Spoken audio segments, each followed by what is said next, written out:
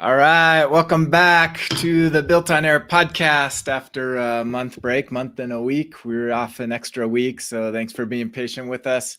Good to be back with you. We are now into season 14, starting episode 1. Welcome back, Allie. Good to see you again. Thank you. Glad to be back. Good to see you too. Yeah, lots going on in the Airtable world. Camille couldn't make it today, but we are excited for this new season. I was thinking about what we're going to be doing this season. A couple things. This will be Dare Table will be during this season, so we'll maybe do a live show from Dare Table if we can. I think I promised that last year and we didn't do it, so this year I'll try to fulfill that promise.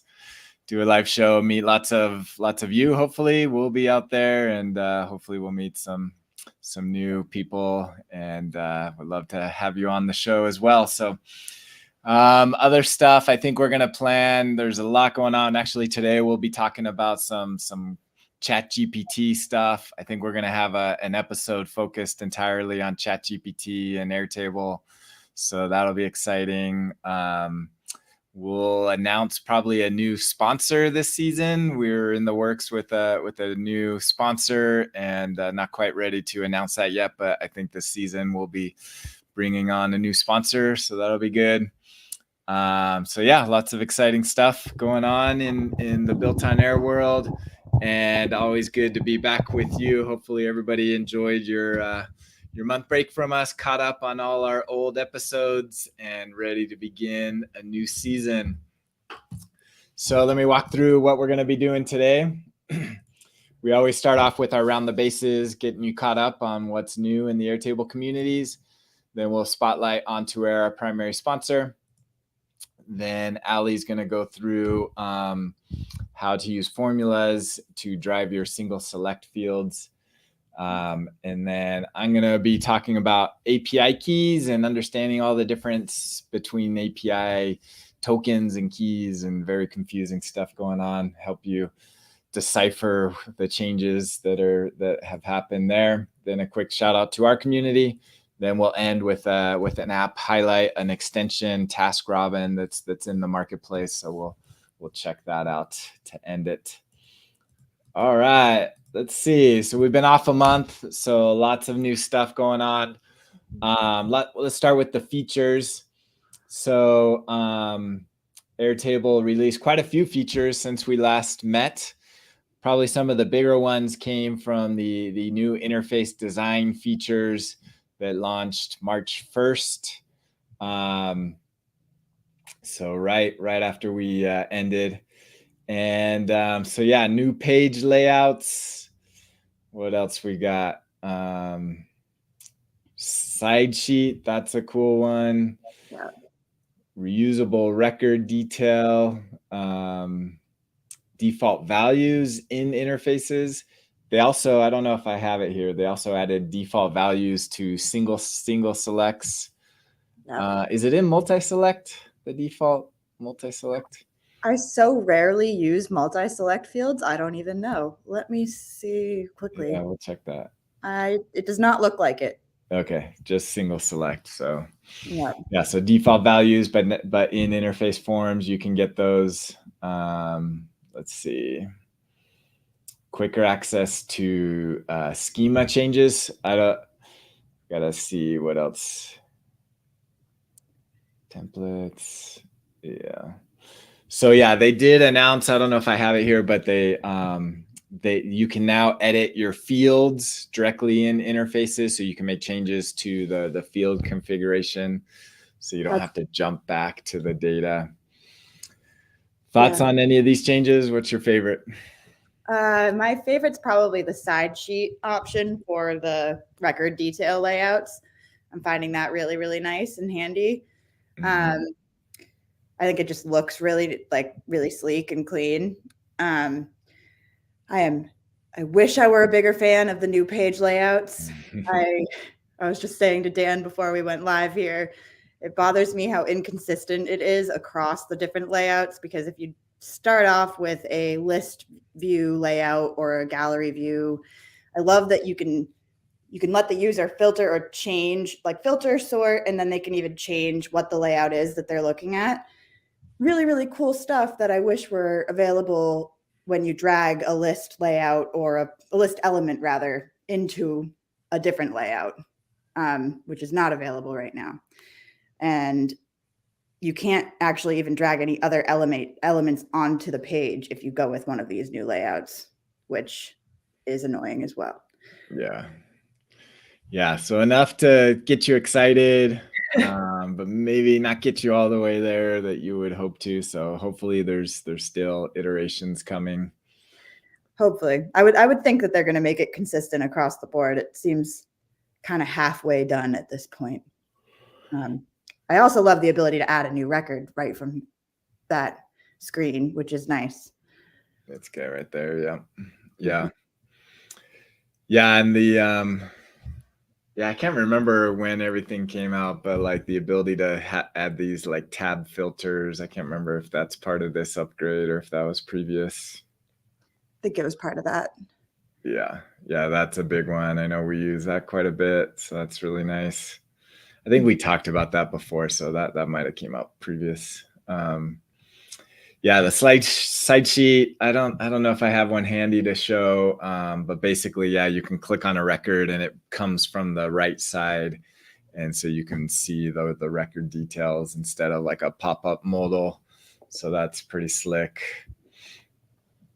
So yeah, cool stuff there. I think there's more. Let's see.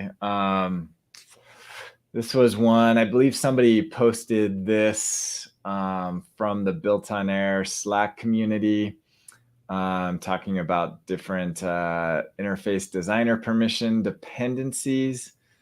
I thought this was worth pointing out. So you can see, I got to refresh my memory on this one.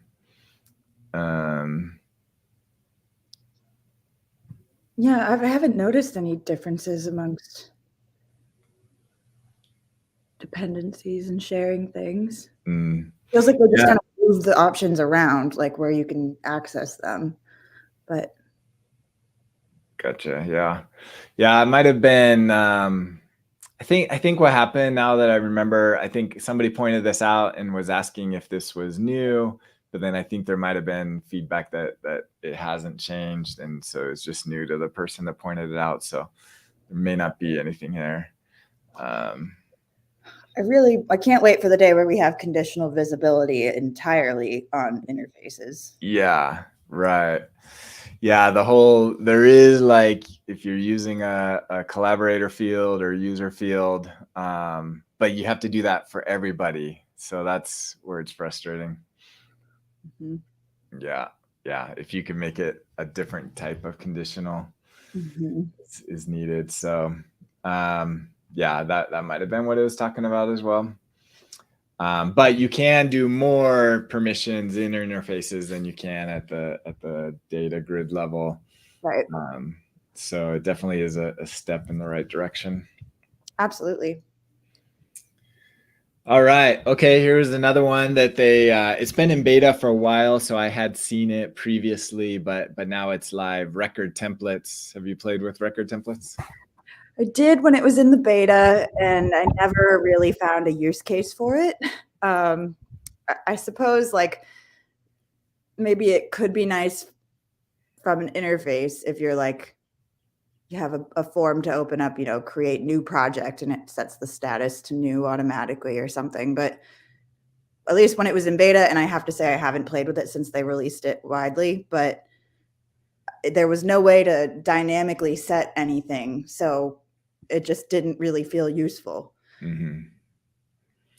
Yeah, you can, you have to define. So basically the use case is you have like a project, and maybe the project has a project type, and depending on the project type, you have different tasks associated with that. And so this is very common. We do this quite a bit with project management bases. And so this allows you to, when a new project is created, you can set up an automation to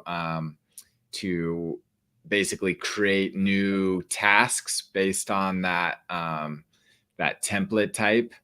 And so you create these record templates, so you can have a template for each type of project and then associate them. Yeah, it's kind of nice for a very basic use case. I don't know that, like, we would probably still do this the way that we've always done it, which is maybe with a little bit of scripting to really make it dynamic. But this does help for your very standard simple use case, I think. Absolutely. Yeah, I guess I didn't realize that. I just opened it up to play with it quickly. So yeah, you can add more than one record as part of the template. So that is nice. Yeah. And they did allow, now they do have relative date settings, which is interesting, but I don't really know that that's helpful. It doesn't quite look like it is. Yeah. It doesn't do what I would think it does. Yeah. We should plan on doing a segment on going deep into record templates, because it's worth learning it and adding to your toolbox. But yeah, let us know in the comments if you're watching. Let us know how you're using record templates, what you think of them. I could see this being fleshed out more. There's more you could do here. Exactly, right? Like, I'd love to be able to, fill in, make it dynamic, and, like, for example, if there's a collaborator field, make sure that that's filled out with the person that created the record, like have it assigned to that person, or and like make it due always a week from today or something like that. Yeah, there's options I wish were there that I don't believe currently are. Yeah. Yep. Very good. So yeah, that's a new one that got added. I think that's all the feature new items that came out this last month. It all just kind of blends together. I know, right? I mean, the other thing I can think of that I am so not a big fan of, and doesn't seem to, either it's not released 100% yet and they're rolling it out, or it's only, I haven't quite figured out when it appears and when it doesn't, but there's the new apply button on the filters for particular views, which I really You're not a fan of. really don't like at all. It's really slowing me down. And I've noticed I think it's usually on views that have, or tables that have a lot of records. I don't know how many records that has to be for it to show up, but it's really slowing me down. And I've had a lot of people say, like, oh, well, it's good if the view is being watched by Zapier and it prevents you from, like, accidentally, flooding the view with all these records when you don't realize it. But they don't actually show you, like, say you're changing the filters, they don't show you the preview of what it's going to look like when you hit apply. So you don't even know what the changes are that you're making until you click the button. Yeah. So I could go on forever about that, but not a fan. Yeah. And is it, so I can't remember. So it's only, so if you don't have many records, then it doesn't show, but then it does show when you have a lot of records? I believe so. I think that's the pattern I've noticed. But I don't know how many records is the threshold for it to show up. Yeah, that makes it even more confusing. You're like, wait, where did it go? Or why is that there now? I know, it's so confusing. And like because like I'm used to just clicking away from the filter, and if the button is there, now a little pop-up comes up and says, wait, you didn't apply your changes. But then the options in the pop-up are just back or discard. It doesn't let you click apply in the pop-up either. So it just slows me down even further, because I've got to say back and then click apply. And I'm like, Oh, man. Fun times. Oh, yeah. Yeah, Scott agrees. Very tedious and unnecessary. Yeah. Oh, man. Add it to the list. Okay. Well, let's move on. I think we've got some cool things to show here. So this is one. So Ben Bailey just noticed this. I think this has been here for a while, but I was like, hey, this is kind of cool. I don't know that we ever highlighted this. It was new to Ben, so it might be new to others. But this is in an interface button. So there's different types of buttons. So this is a button inside of an interface that's different than a button outside the interface. And then I think even within interface, there's 2 different types of buttons. But anyway, so this is kind of a cool little way where go to URL and records. So it basically allows you to pick a field that has a URL in it. Yeah. So that is very useful. So if you want to go to some external, so they have go to external URL where you define it right there, but this is kind of just a way to reference a field. Dynamically change it. I like that a lot. Yeah. Carlston, I guess it was new to him as well. So worth highlighting. A little trick there. Let's see what else we got. Oh, this was one I was hoping that Camille was here to take credit for this one. This was actually really cool. A lot of people didn't know about this one. So, and it took me a while to figure out what she was talking about. So are you familiar with this? You want to explain it? Yeah, I use this often, actually. It's really, really nice. So, and this, it comes with some caveats. So you need to make sure that you have no duplicate record names in a table, which is best practice.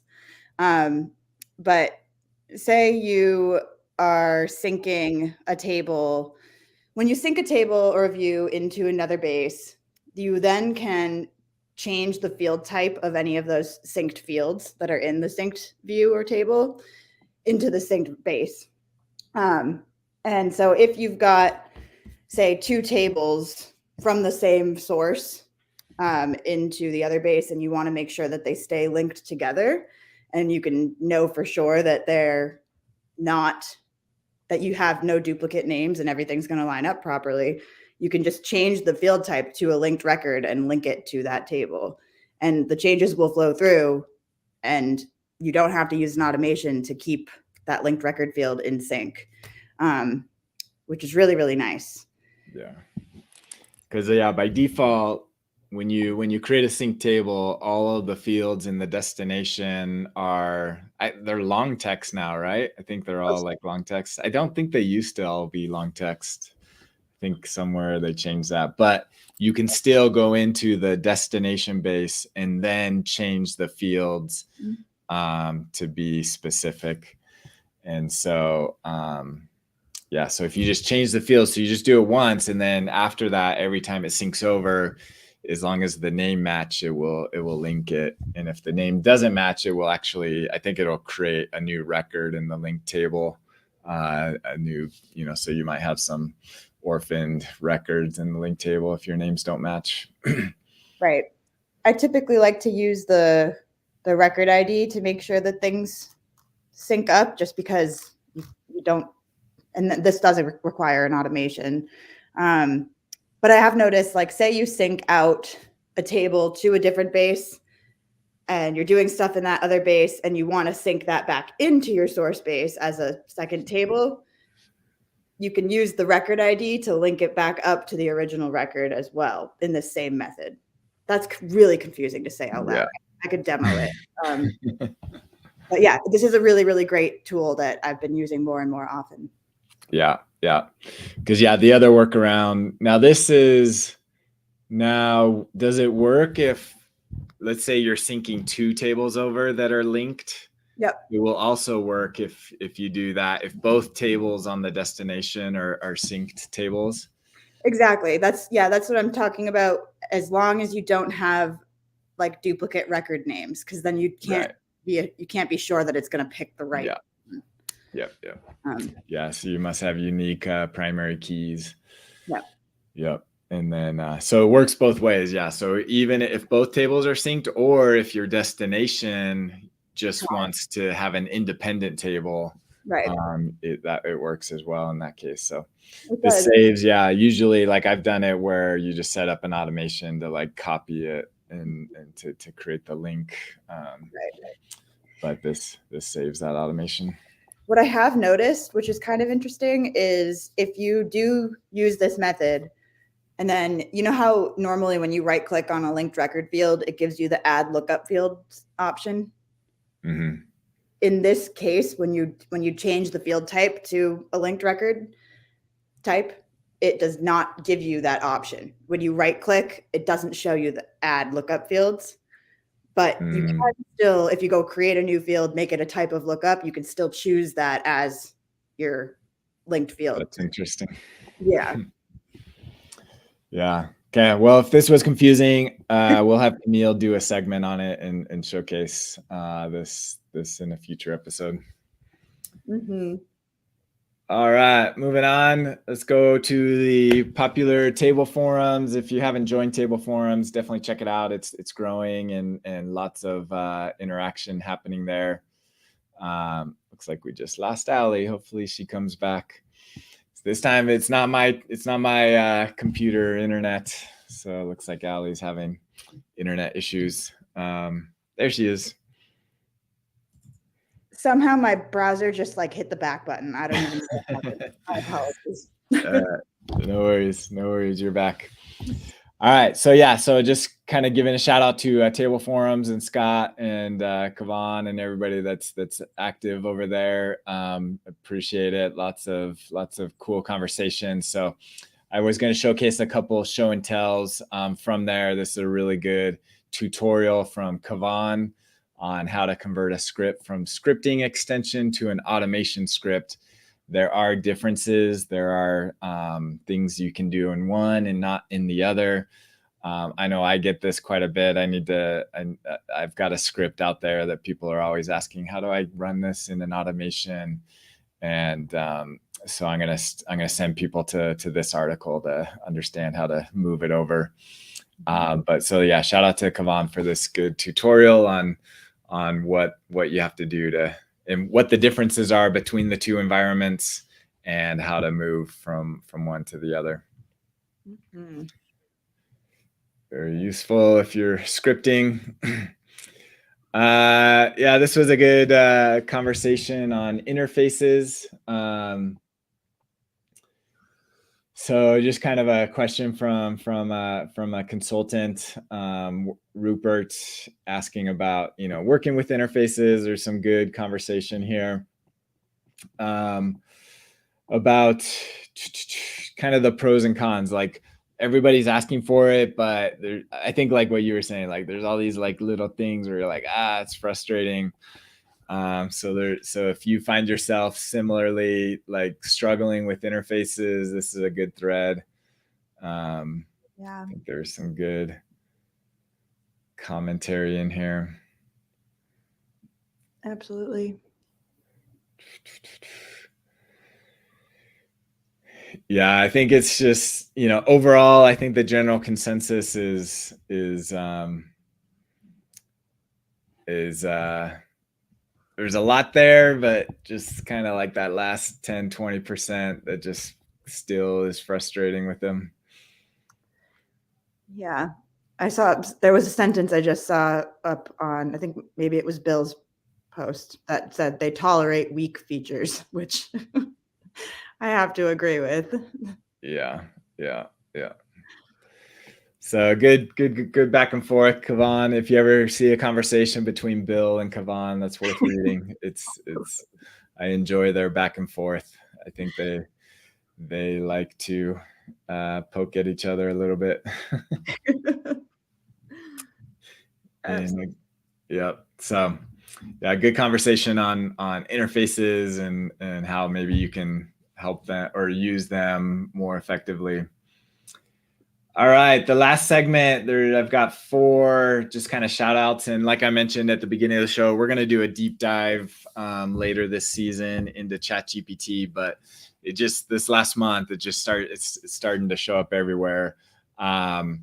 So Greg built a really cool Chrome extension, and I think it's now in the Chrome store, and I believe it's free. So it's kind of cool. It's an extension, so it can actually like insert stuff into the browser. So it actually puts a button in the formula builder, and it allows you to get help with your formula. So you can ask inside the formula box, and then it'll give you a sample formula using ChatGPT, and there's a video about it. So that's pretty cool. There's an extension in the marketplace now that basically you can take a prompt. So you have a field here, and you can put your prompt there, and then click the button, and then it puts the output in the text there. Wow. So that's kind of cool. It is called. Oh, this one is actually a script. I thought that. Yeah, okay. This one's a script. There's also in the marketplace, there's a dedicated extension that I think does very similar to this. Wow. So you could do it either way. So I don't know if it's from the same developer. We'll have to find that out. But this one's actually a script, and he provides the script there. So you just copy that, and then you do have to provide your own API key from Open AI, and so then you can get going. But it looks like it uses the configuration. So you just have to copy this in, and then it'll ask you for your key. So that's cool. Then now this one was also cool. This is from John Keane. He has a YouTube video, basically how you can build ChatGPT assistant in Airtable. So kind of similar to that script, but takes it up a notch. I think he uses make to make the API call. I'm not sure about that. I started to watch the video, but I think it uses.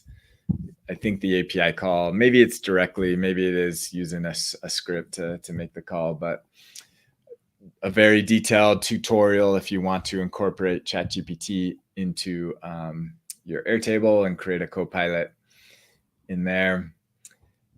And this was actually the same one, that hint GPT. So yeah, nothing new there. So yeah, there's also if you check out, I do need to give a shout out to Bill French. He's been writing a lot about AI and ChatGPT and how he's got it set up and a pretty advanced stuff. So if you go to, I believe in table forums, he's got, yeah, there we go. There's this one. I think there's others as well. So if you want to learn more about AI, you can check out Bill French's stuff, and he's talking a lot about it. As are others. So I don't know. I'm still in the playing with it mode. I haven't like fully integrated it into my workflow. Other people on our team on the consulting side are using it much more consistently as part of our workflows. So I need to make it more a daily routine.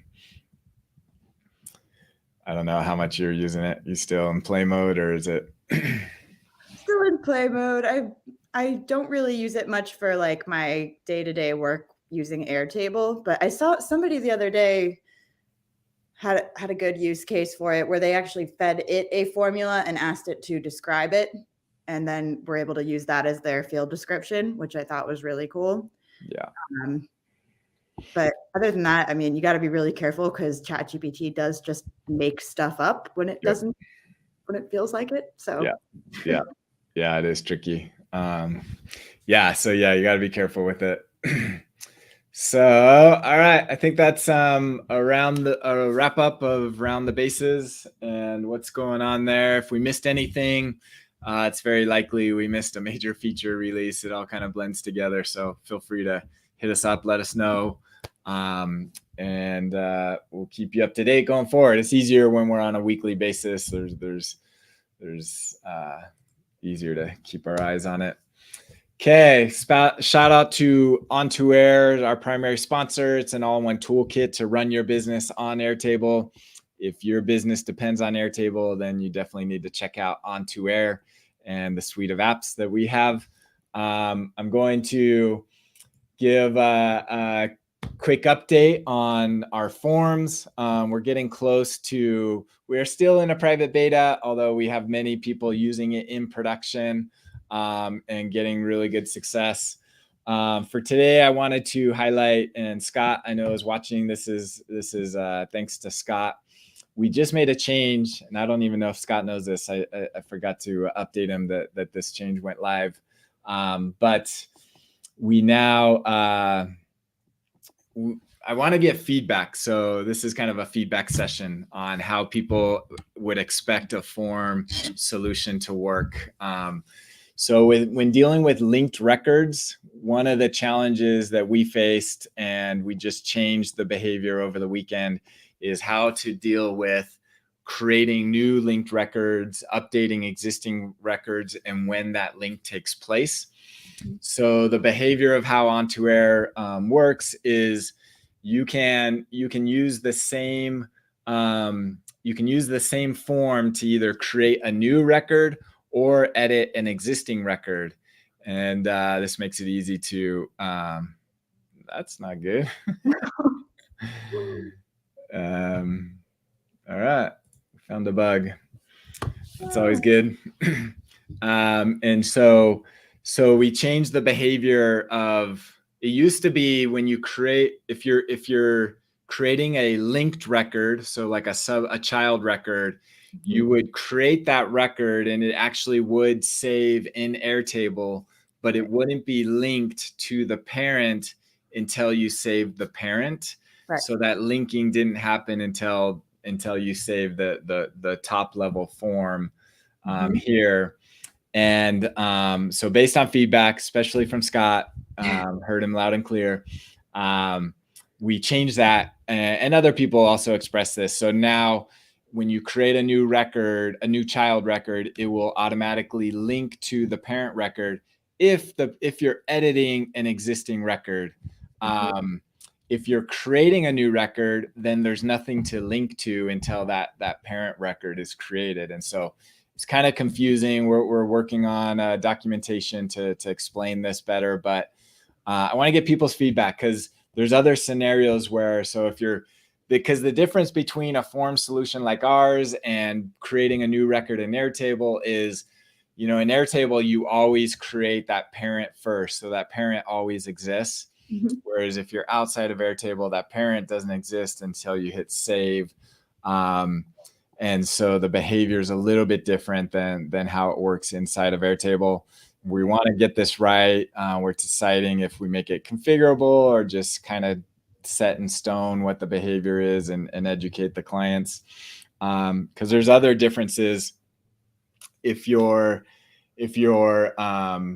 removing, so example, you have a list of child records and you want to remove one of them, that doesn't get unlinked until you hit save on the parent. So there's different scenarios of when the linking happens or gets removed, or when it doesn't happen, depending on what state you're in. And so I want to get people's feedback. What would your expectations be with when that link takes place? So as of now, it will, when you create a new child record, if the parent record exists, so if you're editing an existing parent record, that link will happen once you create the record. Because the other thing is, we debated early on, is when do you actually create the child record? Do you wait till you save the parent record? We decided that actually gets created once you hit save on the child. So it's kind of confusing because you will have updated data in Airtable of the child record, but the parent doesn't get updated until you hit save on the parent. So we're getting feedback from Scott. Save changes automatically affect the parent, says that's unlinking child or creating or editing. All right. Good feedback, Scott. We'll take it into consideration. Yeah. So yeah, let me know. I don't know. Any thoughts? It's a great philosophical question, right? Yeah. My guess is everybody's going to have different opinions. No doubt. I will say that, I guess it would be really nice if, in my opinion, it would be nice if nothing happened until you hit save on the parent. But I could imagine that would be a logistical nightmare for you to code on the back end. But the thing that like I've found confusing when using form solutions like this, when you create the child and your child record has a formula, for example, for the primary key that's trying to read that parent name, then when you create it, it's just got like a blank and then a dash and then whatever. So it just looks a little funny. Yep. So yeah, there's a lot of little details to keep in mind there. Yep. Yep. Yeah. All those things. Yeah. Especially, or like your formula doesn't update until, because it has to go back to Airtable.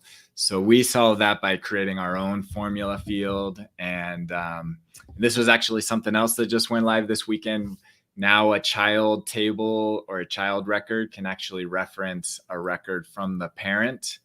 And so now you can create custom formulas within the client, within the form that reference the parent. So, and it will update live. And so that is a cool feature that's been requested quite a bit. It was challenging to pull off, but we got that working now. I hear you. So that, yeah, there's lots of little things. It's like, okay, I could see it working different ways for different use cases. And that's one of the challenges with Airtable being just a flexible platform as it is. Everybody has a different opinion on how it should be implemented. Absolutely. So that we have that similar struggle on our end. All right. There's our shout out to OnToAir. Check it out at ontoair.com. Okay, Ali's going to walk us through and how to use formulas with your single select fields. There you go. All right. Excellent. So I just threw together a small little use case for this demo, but there are a million ways that you could use this to your advantage. So here I've got in a variation of the sales CRM template that Airtable has. I've got this close date field, and then I've calculated how many weeks that each of these opportunities has been aging. So this one's 5 weeks old, 9 weeks old, 24 weeks old, and so on and so forth. Then I've calculated here in a formula with a bunch of nested ifs what I want my like aging status to be. So this could really be anything you want. I'm sure that everybody's got their own little twist on this and in a bunch of different bases. Like sometimes you have a formula driven status that displays certain values based on certain parameters that record holds. So in this case, we've just got, if it's new, if it's less than 5 weeks old, I've designated that as a new opportunity. Less than 15 weeks old, it's getting old. Less than 25 weeks old, getting older, then turns into danger. And then if it's over 35 weeks old, it just says too old. So that could be tweaked or changed in any number of ways. Now I'm going to show an example of a chart based on that aging status field. And then this is one of the use cases as to why I like to take that formula field and turn it into a single select in a way, because these colors don't really mean anything to me, right? Airtable's default color scheme isn't super helpful in designating, like, I would like the red to be when it's too old, but instead it's assigned that blue randomly. All sorts of different reasons why I'd want this to be, I want more control over the color in this chart. And if I go and pick any one of these, they're just, none of them are going to line up exactly with where I would want them to be. So the way that I like to get around that is I create a single select field, and I'm just going to call it aging status. I like to put a little gear in front of a lot of different like formulas in Airtable. If like I know that this formula field can stay hidden, and it's also integral to a process, because this gear it's kind of a scary thing for people to look at and be like, oh, there's a gear there. That looks like it's important. I'm not going to touch that. So it's a nice little way to get around that. So I'm just going to copy and paste into this field. Now I can take these and, assign my colors to them as I want. Could say new. I want new to be at the top. And then I also, if the opportunity has been closed, then it says closed won or closed lost. So now these colors are really what I want displayed on my chart. But this is not going to be updated automatically when this changes, right? Like if I move this so that it was new, this is now new, but this is still says getting old. So to get around that, I'm going to create one formula field here. And I put a little lightning bolt when I know that this field is going to be triggering an automation. So I'll say update aging status. I'm going to write a formula, very simple. It's just going to say if I have an aging status and that aging status does not equal my aging status single select, then I want to update the aging status. And this should be the only one that has this value in it. If I go here, only one is filled. So now I can set up an automation to update that aging status field. And I'm going to go with when record matches conditions. You could, I suppose, ignore that, not do the formula and just use when record updated, but I don't trust that trigger at all. I 99.9% of the time am going with when record matches conditions, and I try to have a formula that's going to drive that. So I know I have more control over when that automation actually is triggering. So basically this is just saying when update aging status is not empty. I only have this one that meets those conditions right now. And then I'm going to update on the opportunities table that same record that triggered the automation. And I'm going to update my aging status single select with the value from the formula. So if I just run that real quick, you can see it crossed out getting old and it replaced it with new. And then also that update aging status formula field went away, returned empty. So now in my chart, if I flip how this is grouped, instead of my formula field, I can use my single select. And it's much prettier with the colors exactly how I want them. I could then go change those colors if I wanted, like, let's say I want too old to be black or gray. That also updates my chart colors as well. So I've found that I just like doing that to get more control over how my interfaces look. You can also use this, like if you wanted to make a Kanban or Kanban, not sure how everyone pronounces that word. If you wanted to make a Kanban view over this formula field, you obviously can only do it with a single select. So this would allow you to use this as your single select field instead. Yeah. One last thing I will point out is I like to, whenever I do this, I usually set the field permissions to say that nobody except automations can update this field, because otherwise, I'll show you what happens. I turned that automation on, right? Yeah. Otherwise, if somebody comes here and flips this, it's just going to change back. Mm-hmm. And that's a confusing user experience. Yeah. So I like to make sure that nobody can update that record. So that way it's just stays that way. Yeah. Very cool. Yeah, that's another, even the way that you set up that automation or that formula there to detect it, if you set it up the other way, where it's just listening like on the close date for when the close date was updated, then it wouldn't have triggered if you manually changed the drop down to reset it back.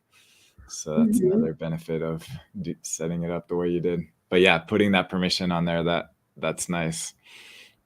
Definitely. Yeah, I've found it's helpful because it just locks it down even further. Yeah. How does it behave in Kanban if you have that permission on there? Can you still do a Kanban, but you just can't drag it between? Yeah, I believe so. Let me just present one more time and show it.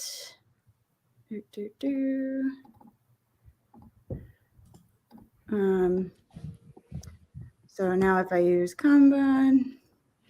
Do you have the permission on? Yeah. Yeah, I do. Okay. So yeah, now I just can't drag them. So nice. Yeah, but you still get the look and feel that the Kanban wants. That's kind of cool, just to lock it in. Mm-hmm. Nice. Very cool. That is a great trick. Yeah, get the coloring and get it the way you want. Mm-hmm. Nicely done. All right, let's move on. So this one, I wasn't quite sure. We don't have a segment.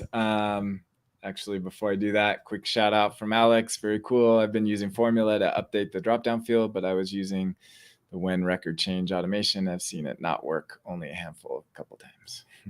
Yeah, I feel like it runs when I don't expect it to, and it doesn't when I do expect it to sometimes, which I'm not a fan of. Yeah. All right. So understanding API tokens and keys. So maybe 2 months ago, Airtable came out with some new ways to deal with third-party integrations. The old way that has been there since the get-go is every account had one single API key, or every user, I should say, every user had one single API key, and it had read and write access. And that was the only way you could integrate. And so there was no granular permissions around who could access what. You pretty much gave access to everything with that one API key. So they finally came out with more granular ways. I'm going to walk through just kind of some of the differences. So this API key, this is the old way. This used to be, actually, there's still, if you go to your account, there was a section here that showed this. If you click on it, it'll show the actual key.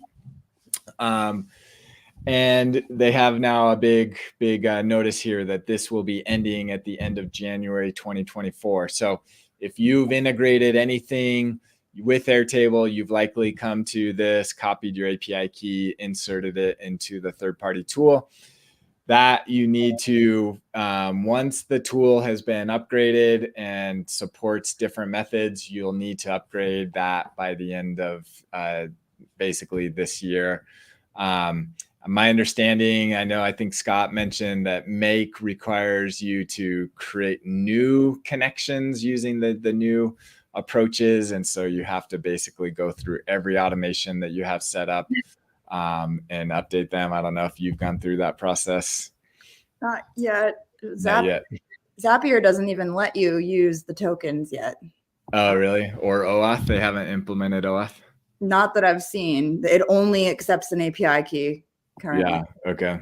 So some haven't yet implemented it yet. So it's kind of confusing because you've probably gotten emails from Airtable saying you need to upgrade, and you go and you can't because the third-party tool doesn't support the new methods yet. So this is all very confusing. But basically, so now moving away from the old API keys, we have less than a year now to migrate. There are 3 new approaches. 2 of them are the ones they talk about. There's a third one that I'll talk about, but it's only for enterprise accounts. So the new approaches are personal access tokens and OAuth. So let's start with OAuth. So OAuth requires the third-party tool to implement it. So if they haven't implemented OAuth, then it means nothing to you yet. So at BuiltOnAir, just a couple weeks ago, we released our OAuth integration. So now we're fully supporting the new approaches, and we did it the smart way. we made it, you don't have to go through and reconfigure everything. You just go to your connection, and there's now a way to upgrade that connection to use OAuth.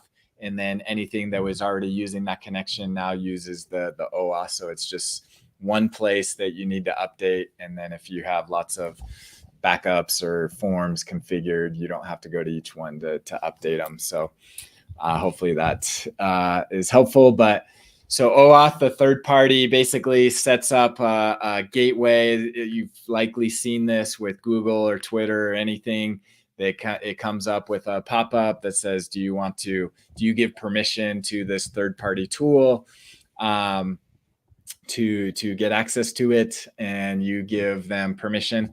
Now the OAuth with, let me see if I can, yeah, the OAuth with Airtable is even a little bit more granular, because it actually asks you which base you want to give access to, or which workspace. And so you can actually just give access to certain bases, or you can also give access to all workspaces and all bases. So it can be as granular or as open as you want. You can also define if you want to just give read access or write access, or access to the meta information. So that actually, I take that back. The developer determines what they need access to, and then you grant them access to that. So you don't decide what tiers. You do decide what bases you give access to, but not the read or write or whatever. The developer that implements OAuth determines that, and you have to then agree to that or not if you want to add access to that third-party tool. So that's OAuth. That's done more by the developer, and then they present it to you. The one that's more in your control are these personal access tokens. And so what these allow you to do is, so if I go here and create a new one, and I'm actually going to use this for the next segment. And so we are going to create a task Robin. So a personal access token, if you're, they only want you to use these for internal workflows. If you're writing scripts and want to use access to your own API or to your own bases, that's where personal access tokens come in. They don't want third-party tools to rely on these. They want those to use OAuth. The main difference is these tokens don't have a refresh mechanism to them, meaning they don't require the developer to constantly be checking to see if the user still wants to give access. The user can come in here and revoke these tokens and delete them, which means they will no longer work. But in OAuth, there's another layer of kind of security to just make sure that it's always up to date within a time frame, which is also a pain in the neck to deal with as a developer, but there is benefits to it. So anyways, you create an access token, you define the scope. So the different scopes are what you're giving permission to. So they can see all the data, edit the data, interact with the comments. And then the base schema means they can read like all your table field names and field types and field configuration. And then writing means they can actually like create new fields or new tables using this access. And then there's also webhooks to interact with the webhooks that are now available. And then this one's more for developers of implementing extensions, which at one point used to be called blocks. Then they were apps. Now they're extensions. But it looks like the API is still using the original name of blocks. So you define that. So for this one, you got to give, I'm going to give read and write access. I think I need to give schema read and write as well. And that's it. And then now you can define the base. I'm going to just give access to one base to make it simple. And then I'm going to create a token. I'm going to hide this so I don't share my token. Okay, I copied it and then I'm done. Bring it back.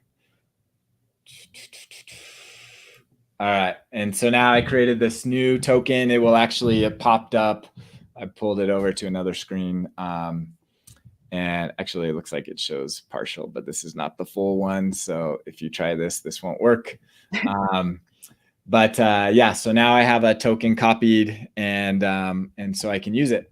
So those are the two that you would interact with. If you're, if you are integrated with another tool and they don't yet have OAuth, then I would say don't use an access token.